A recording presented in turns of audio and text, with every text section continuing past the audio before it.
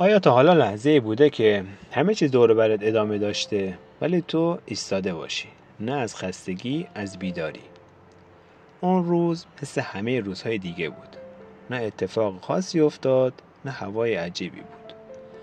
ولی یه لحظه انگار همه چیز متوقف شد. نه زمان، نه آدم‌ها. خودم ایستادم. یه صدای آروم توی ذهنم گفت یه لحظه وایسا، فقط نگاه کن. کنار دیوار قدیمی ایستاده بودم. دیواری کهنه، ترک خورده که هزاران نفرم از کنارش رد شده بودن بدون اینکه حتی ببیننش، ولی من دیدمش، چون یه چیزی توی اون دیواره بود که شبیه خودم بود. ترکهاش، سکوتش، رنگ پریدگیش، وسط اون همه شلوغی. یه حس عجیب توی دلم تکون خورد. نه ترس بود، نه هیجان. یه حس بی اسم ولی واقعی. انگار برای اولین بار داشتم خودمو میدیدم. همونجا بی صدا یه تصمیم گرفتم. نه اینکه به بیرون نگاه کنم، که به درون نگاه کنم. به اون آدمی که سالها پشت نقاب‌ها قایمش کرده بودم. اون لحظه توقف نبود برای استراحت. لحظه شروع بود. شروع دیدن، فهمیدن و بودن. لحظه تولد خود واقعی. چند تا نقش بازی کردی تا مناسب باشی؟ چند بار خودتو قایم کردی تا دیده نشی؟ سالها نقش بازی کردم. آدمی منطقی، موفق و بی‌حاشیه. کسی که همیشه میدونه چی بگه، کی بخنده، کی سکوت کنه، و تهش چی. یه آدم خسته بودم، هر شب با خودم زمزمه میکردم این منم، واقعا منم. همه چیزم مرتب بود ولی هیچ چیزم واقعی نبود. فقط یه نقاب بود برای بقا. از بچگی یادم دادن که باید مناسب باشم برای خانواده، جامعه و موفقیت. یاد گرفتم احساساتم رو قایم کنم. سوال نپرسم، عقب وایستم تا زیادی دیده نشم. ولی یه صدای آروم همیشه ته دلم بود.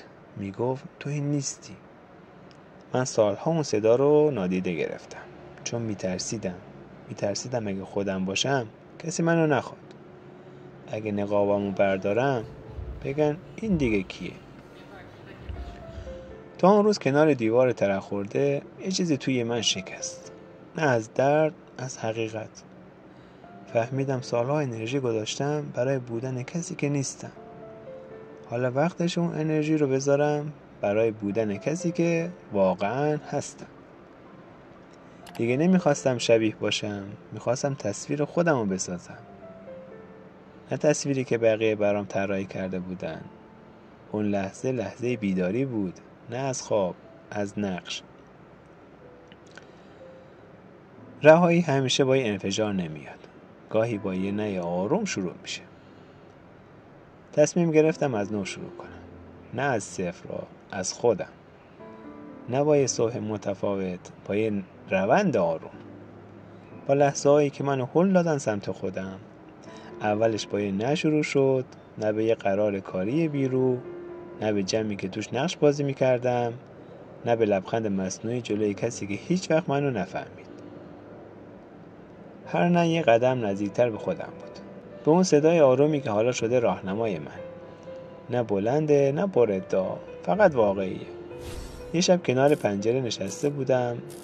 ترس و شک و خاطره و درد همشون اومدن. نه برای این که اذیتم کنن، برای یادآوری این که چی رد شدم و چرا دیگه نمیخوام برگردم. اون شب به جای فرار فقط نگاهشون کردم، با پذیرش نه با بغض، و گفتم ممنون که بودین ولی دیگه وقت رفتنه. اون جمله یه خداحافظی بود با نسخه ای از خودم که دیگه نمیخواستمش. از فرداش همه چی آرومتر شد. نه اینکه دنیا تغییر کرده باشه، من دیگه با خودم نمی جنگیدم. من خودم رو انتخاب کرده بودم و این انتخابه یه تولد بود. تولد خود واقعی. کمال یه قاب طلایی نیست. یه سفر به سمت خودت. من هنوز کامل نیستم و دیگه نمیخوام کامل باشم، چون فهمیدم کمال یه تصویر ساختگیه، یه قاب طلاییه که آدم‌ها برای جا شدن توش باید خودشونو تکه تکه کنن. من هنوز سوال دارم، هنوز گاهی میلرزم، ولی یه فرق هست، من خودمو میشناسم. نه اون شناختی که از رزومه و ظاهر میاد، شناختی که از دل سکوت، شکست و تنهایی میاد. و این شناخت یه جور آزادیه، آزادی از نقش‌ها و تایید گرفتن، ترس دیده نشدن. آدم‌ها هنوز قضاوت میکنن ولی دیگه مهم نیست، چون من دنبال تایید نیستم، من دنبال خودم. هر روز یه قدم نزدیکتر میشم به اون چیزی که واقعا هستم، نه اون چیزی که باید باشم، نه اون چیزی که بقیه دوست دارن ببینن، اون چیزی که وقتی تنها میمونم باهاش راحت ترم. گاهی فکر میکنم اگه از اول اینجوری زندگی میکردم چی میشد، ولی بعد یادم میفته هر چیزی وقت خودشو داره. شاید باید همه اون نقش‌ها رو بازی میکردم تا بفهمم دیگه نمیخوام بازی کنم. حالا که اینا رو میگم، نه برای اینکه بگم رسیدم، برای اینکه بگم راه افتادم. راهی که نه آسونه نه همیشه روشنه، ولی واقعیه. و اگه یه روز حس کردی گم شدی، برنگرد دنبال بقیه، برگرد دنبال خودت. نه توی چشم بقیه، توی اون صدای آرومی که همیشه باهاته ولی تا حالا جدی نگرفتیش.